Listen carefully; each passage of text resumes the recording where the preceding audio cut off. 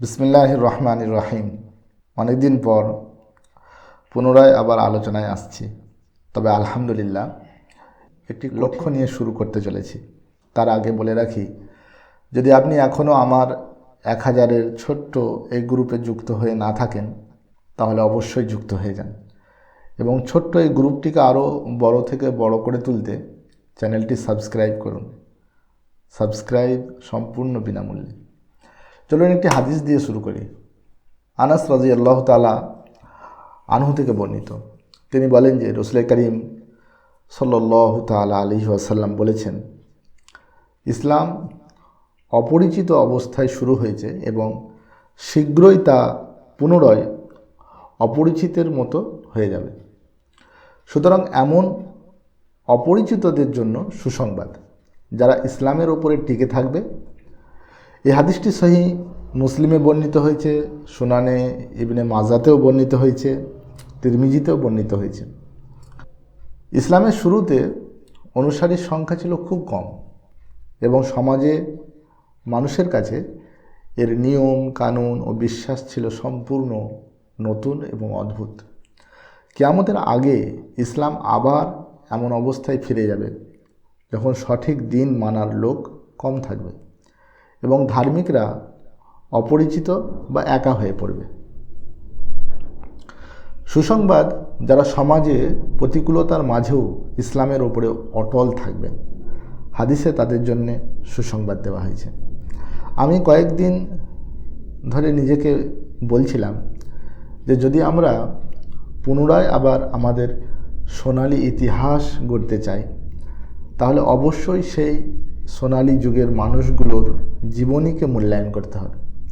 কারণ আমরা যদি শুধু ওই ব্যক্তিদের প্রশংসা করার জন্যই ইতিহাস অধ্যয়ন করি তাহলে আমরা নিজেরা কখনো ইতিহাস গড়ার অংশ হতে পারবো না। বা ধরুন, যদি আমরা রাসূল করিম সাল্লাল্লাহু তাআলা আলাইহি ওয়াসাল্লামের এমন কোনো হাদিস পড়ি যেখানে তিনি কিয়ামতের দিনের অসাধারণ ও বিশিষ্ট মানুষদের সম্পর্কে কথা বলছেন এবং আমাদের মধ্যে তাদের অন্তর্ভুক্ত হওয়ার আকাঙ্ক্ষা না থাকে, তাহলে আমরা সেই হাদিসগুলো সঠিকভাবে পড়ছি না। তাই আমরা একটি ধারাবাহিক সিরিজ শুরু করতে চলেছি যেখানে আমরা শিখব যে সেই সোনালী যুগের পুরুষ এবং নারীরা কিভাবে শুরু করেছিলেন।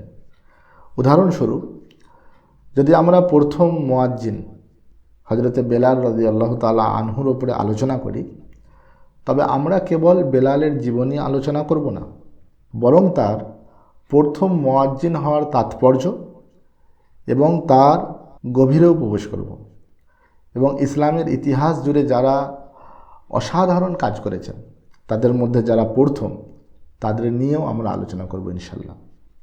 আর আল্লাহর নিকট আমি প্রার্থনা করি এটি যেন কল্যাণকর হয়, কারণ আমরা এমন একটি সময়ে অবস্থান করছি যেখানে সত্যিকার অর্থে ইসলামের অনুসারী থাকাটা বড় কঠিন। তবে আপনি এই চিন্তা করে হতাশ হবেন না যে কাশ যদি আমি তখন মক্কায় থাকতাম, হামজার মতো হতে পারতাম বা আলীর মতো হতে পারতাম। ভাই, আপনি তো আবু জাহেলের মতনও হতে পারতেন। সুতরাং আলহামদুলিল্লাহ বলুন। আল্লাহ সব কিছু জানেন। তিনি আপনাকে কোথায় রেখেছেন, কোন সময়ে রেখেছেন, কিভাবে রেখেছেন এবং কোন কাজটি আপনি বর্তমানে করতে পারবেন সেটা নিয়ে একটু চিন্তা করুন। বিচার দিবসে মানুষের ব্যাপারে আল্লাহ সুবহানাহু ওয়া তাআলা 3টি শ্রেণীর কথা উল্লেখ করেছেন। এক, তার ডান দিকের লোকজন, আসহাবুল ইয়ামিন, সৌভাগ্যবান, এবং বাম দিকের লোকজন, আসহাবুল মাশআমা, হতভাগা লোকজন, এবং তৃতীয় দল হচ্ছে আসসাবিকুন আসসাবিকুন, অর্থাৎ অগ্রগামীদের মধ্যে অগ্রগামী দল, যারা ঈমান ও নেক আমলে সবার চেয়ে এগিয়ে থাকবে। আমরা মূলত এই তৃতীয় দলটির অন্তর্ভুক্ত সদস্যদেরকে নিয়েই ধারাবাহিক আলোচনাটি করতে চলেছি। এটি এমন সব মানুষদেরকে নিয়ে গঠিত যাদের বিশ্বাসকে আগত মানুষদের বিশ্বাসের মানদণ্ড করা হয়েছে। আমিনু কামা আমানান নাস, তোমরা ঈমান আনো যেমন তারা ঈমান এনেছে। আমি শুরুতেই বলেছিলাম যে আমরা শুধু জীবনী আলোচনা করব তা নয়, আমরা তাদের কাজগুলোর তাৎপর্য এবং গভীরে প্রবেশ করব ইনশাআল্লাহ, যাতে করে বর্তমানে আমরা আমাদের দৈনন্দিন জীবনযাপনের মধ্য দিয়ে সেই অগ্রগামী দলের অন্তর্ভুক্ত হতে পারি। পৃথিবীর ইতিহাসে বর্তমানে সবচেয়ে বেশি মুসলিম, ইতিপূর্বে এত মুসলিম কখনো থাকেনি, 200 কোটি মুসলিম, কিন্তু সমগ্র বিশ্বে কাঠামোগতভাবে সবথেকে দুর্বল জাতি হিসেবে পরিচিত।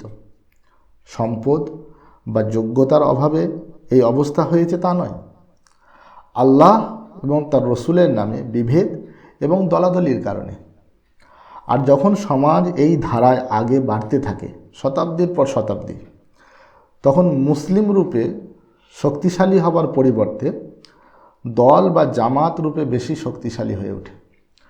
তখন ইসলাম শক্তিশালী হয় না, ফেরকা শক্তিশালী হয়ে যায়। অতএব আমাদের ওই পরিচয়ের দিকে ফিরতে হবে যে পরিচয়ে সাহাবারা ইসলামকে শক্তিশালী করেছিলেন। আর ওই সব মানুষদের থেকে নিজেদেরকে দূরে করতে হবে যারা ইসলামকে শক্তিশালী করার পরিবর্তে ইসলামকে ব্যবহার করে নিজেদেরকে শক্তিশালী করছে, নিজ বংশ পরম্পরাকে শক্তিশালী করছে। আর সাধারণ চিন্তাশীল মুসলিমদের অবস্থা ঠিক যেন মরুভূমির মাঝে কোনো হাইওয়ের মাঝামাঝি দাঁড়িয়ে থাকা মানুষটির মতো। পিছনের দিকে তাকালে দূরে রাস্তা অদৃশ্য মনে হচ্ছে, আর সামনের দিকে তাকালে দূরে রাস্তা অদৃশ্য মনে হচ্ছে। অতএব এই পরিস্থিতিতে আমাদেরকে আমাদের পিছনের অভিজ্ঞতাকে কাজে লাগিয়ে আগে বাড়তে হবে। একটি দারুণ আয়াত আমার মনে পড়ে গেল। কিয়ামতের দিন মুনাফিকদের কোনো নূর থাকবে না, ফলে তারা আগে বাড়তে পারবে না। মুমিনদেরকে বলবে, দাঁড়াও, একটু নূর দাও, যাতে আমরা তোমাদের আলোয় আগে বাড়তে পারি।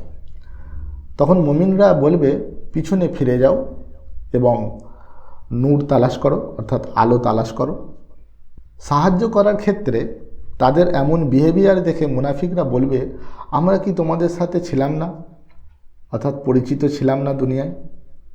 মুমিনরা বলবে, অবশ্যই ছিলে, কিন্তু তোমরা নিজেরাই নিজেদেরকে বিপদগ্রস্ত করেছ, আর তোমরা অপেক্ষা করছিলে এবং সন্দেহ পোষণ করেছিলে এবং আকাঙ্ক্ষা তোমাদেরকে প্রতারিত করেছিল। অবশেষে আল্লাহর নির্দেশ এসে গেল, আর মহাপ্রতারক শয়তান তোমাদেরকে আল্লাহ সম্পর্কে প্রতারিত করেছিল। সূরা আল হাদিদে এটি এসেছে, আয়াত নম্বর 13 এবং 14। অতএব কিয়ামতের দিন মুনাফিকরা তো চাইলেও পিছনে ফিরে যেতে পারবে না, কিন্তু আজ আমাদের কাছে এখন সুযোগ আছে যে আমরা আমাদের পিছনের সেই সকল সফল মানুষদের পদাঙ্ক অনুসরণ করে আমাদের এই অন্ধকার সমাজকে ওহির নূরে প্রজ্বলিত করতে পারব। তাই আমরা সিদ্ধান্ত নিয়েছি যে সেই অগ্রগামীদের মধ্যে অগ্রগামী পুরুষ এবং নারীদের অন্ধকার থেকে নূরের দিকে, অর্থাৎ আলোর দিকে ফিরে আসার ঘটনাগুলো ধারাবাহিক আলোচনা করে যাব ইনশাআল্লাহ। আবার বলছি, যদি আপনি এখনও আমাদের সাথে যুক্ত না থাকেন, চ্যানেলটি সাবস্ক্রাইব করুন, কারণ এটি সম্পূর্ণ বিনামূল্যে। সপ্তাহে 2টি করে জীবনী আপলোড হবে ইনশাআল্লাহ। আল্লাহর নিকট আমি প্রার্থনা করি এটি যেন কল্যাণকর হয়। আল্লাহুম্মা আমিন।